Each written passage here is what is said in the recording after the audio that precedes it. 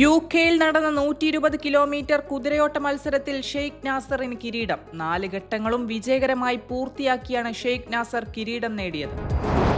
Alaska ഉച്ചകോടിയുടെ ഭാഗമായി ട്രംപിനും പുടിനും അഭിനന്ദന സന്ദേശം അയച്ച് രാജാവ് ഹമദ് ബിൻ ഈസ ആൽ ഖലീഫ.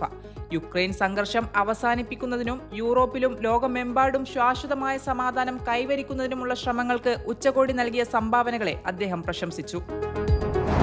ബഹിരാകാശ പദ്ധതികളിൽ സൈബർ സുരക്ഷാ സാങ്കേതിക വിദ്യകൾ ഉൾപ്പെടുത്തിയതായി Bahrain space agency chief executive doctor Muhammad Al Asiri. ബഹിരാകാശ മേഖലയിലെ സൈബർ സുരക്ഷയെക്കുറിച്ച് US കമ്പനിയായ വൂൾഫ് SSL സംഘടിപ്പിച്ച വെർച്വൽ സിംബോസിയത്തിൽ സംസാരിക്കുകയായിരുന്നു അദ്ദേഹം.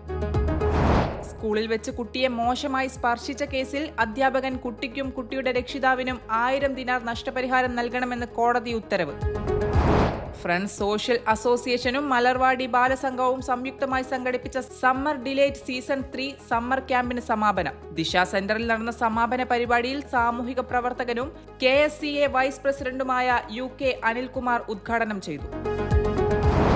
ജീവകാരുണ്യ പ്രവർത്തനങ്ങളുടെ ഭാഗമായി ടണൽ ബഹ്റൈൻ ചാപ്റ്റർ സ്വാതന്ത്ര്യദിനത്തോടനുബന്ധിച്ച് രക്തദാന ക്യാമ്പ് സംഘടിപ്പിച്ചു. മുഹറ കിങ് ഹമദ് യൂണിവേഴ്സിറ്റി ഹോസ്പിറ്റലുമായി സഹകരിച്ച് നടത്തിയ ക്യാമ്പിൽ നിരവധി പേർ പങ്കെടുത്തു.